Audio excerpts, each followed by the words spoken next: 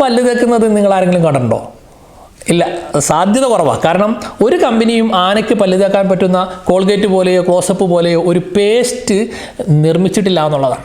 നമുക്ക് ആനയുടെ tooth paste നിർമ്മിച്ചാലോ? ഭീമന്മാരായ സൗമ്യന്മാരുടെ പല്ല് വെളുപ്പിക്കാൻ പറ്റിയ പേസ്റ്റ് അല്ല കേട്ടോ.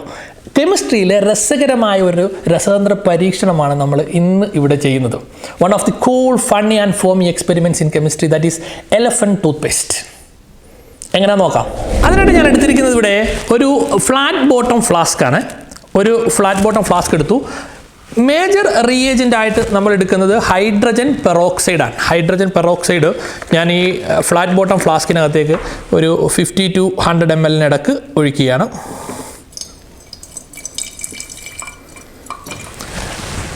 രണ്ടാമത് അതിനകത്തേക്ക് നമ്മൾ ആഡ് ചെയ്യുന്നത് കുറച്ച് ഗ്ലിസറിനാണ്. 99.5% ഗ്ലിസറിനാണ്. അതൊരു 50 ml ആഡ് ചെയ്യുകയാണ്. പിന്നീട് അതിനകത്തേക്ക് ഡിഷ് വാഷ് ആഡ് ചെയ്യുകയാണ്. ഡിഷ് വാഷിന് പകരം ഡിഷ് വാഷോ ഹാൻഡ് വാഷോ ആണ്. ഞാനിവിടെ ഹാൻഡ് വാഷാണ് എടുത്തിരിക്കുന്നത്. കുറച്ച് ഹാൻഡ് വാഷ് നമ്മൾ അതിനകത്തേക്ക് ആഡ് ചെയ്യുകയാണ്.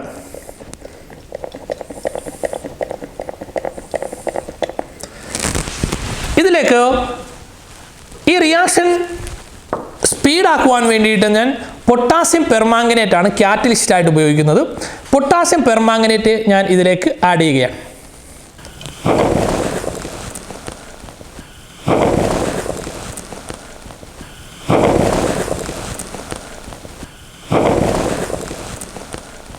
നോക്കൂ, എലിഫന്റ് ടൂത്ത് പേസ്റ്റ് ഇവിടെ ഉണ്ടായിക്കൊണ്ടിരിക്കുകയാണ്. ആനയുടെ പല്ല് തേക്കാൻ പറ്റുന്ന തരത്തിലുള്ള എലിഫന്റ് ടൂത്ത് പേസ്റ്റ്.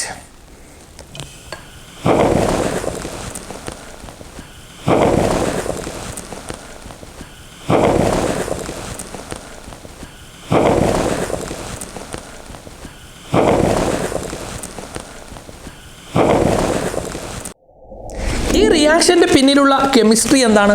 നമ്മൾ ആദ്യം എടുത്തത് ഹൈഡ്രജൻ പെറോക്സൈഡ് ആണ്. ഹൈഡ്രജൻ പെറോക്സൈഡ് ഒരു അൺസ്റ്റേബിൾ കോമ്പൗണ്ട് ആണ്, ഒരു വിഘടനവാദിയാണ്, ഡീകമ്പോസ് ചെയ്തുകൊണ്ടിരിക്കും. ഇവിടെ നമ്മൾ ആ ഡീകമ്പോസിഷൻ പ്രോസസ്സ്, വിഘടനം ത്വരിതപ്പെടുത്തുവാൻ വേണ്ടിയിട്ട് നമ്മൾ കാറ്റലിസ്റ്റ് ആയിട്ടാണ് പൊട്ടാസ്യം പെർമാംഗനേറ്റിനെ ഉപയോഗിച്ചത്. ഹൈഡ്രജൻ പെറോക്സൈഡ് H2O2 ആണ്. അത് ഡീകമ്പോസ് ചെയ്യുമ്പോഴത്തേക്കും ഓക്സിജൻ ഗ്യാസും വാട്ടർ മോളിക്യൂൾസുമാണ് ഉണ്ടാകുന്നത്. കാറ്റലിസ്റ്റ് ആഡ് ചെയ്യുമ്പോൾ അവിടെ ഡീകമ്പോസിഷൻ നടക്കുകയും ഓക്സിജൻ മോളിക്യൂൾസ് പുറത്തേക്ക് വരാൻ ശ്രമിക്കുകയും ചെയ്യും. പക്ഷേ നമ്മൾ ആഡ് ചെയ്തിരിക്കുന്ന ഡിഷ് വാഷിലെ ഹാൻഡ് വാഷിലെ സോപ്പ് മോളിക്യൂൾസ് ഈ ഓക്സിജൻ പുറത്തേക്ക് വരുമ്പോൾ വിടാൻ സമ്മതിക്കില്ല, അതിനെ പിടിച്ചു വെക്കാൻ ശ്രമിക്കുമ്പോഴാണ് ഈ പതയായിട്ട് കുമിളകളായിട്ട് അത് ഫോം ചെയ്യുന്നത്. ആ കുമിളകളാണ് പുറത്തേക്ക് ഓക്സിജൻ ഗ്യാസ് എസ്കേപ്പ് ചെയ്യാൻ ശ്രമിക്കുന്നതാണ്.